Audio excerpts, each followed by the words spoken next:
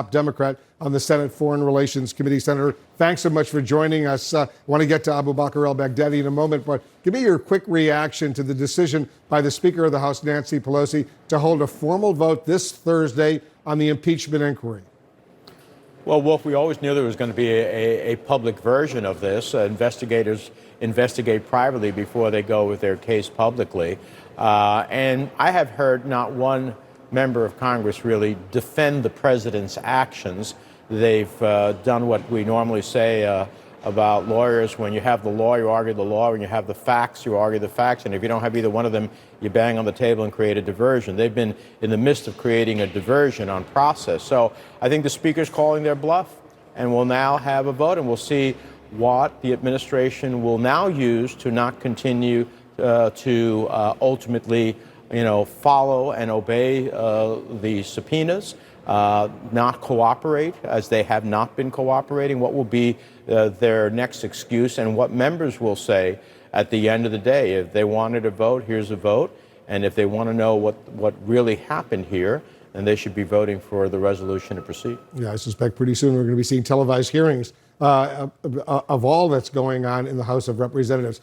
Let's get to the death of Abu Bakr al-Baghdadi. Senator, you did not thank President Trump in your official statement, public statement, reacting to the raid. Does President Trump deserve credit, for at least some credit, for this successful mission? Well, listen, the world is better off with al-Baghdadi not in it anymore.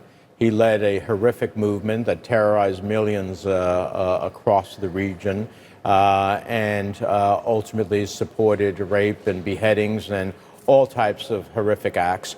And so what I give the credit to is the extraordinary men and women who executed a flawless action against al-Baghdadi. The president deserves credit for calling and for putting an okay in proceeding in such an action. I'll give him that much credit.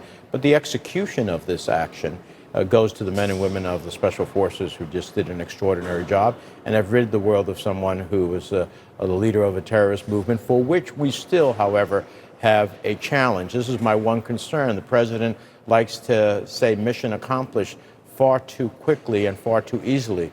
We still have a challenge with ISIS.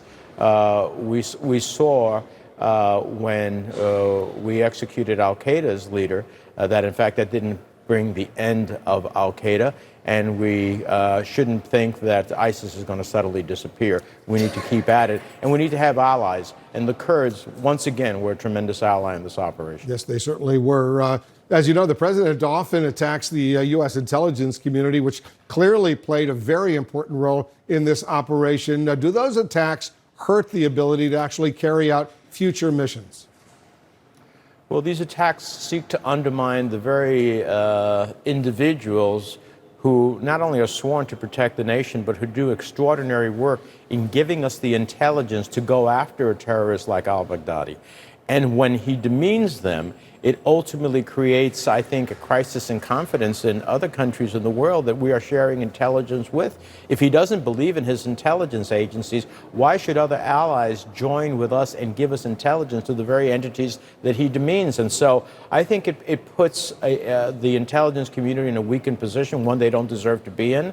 Overall, they get it right more often than not.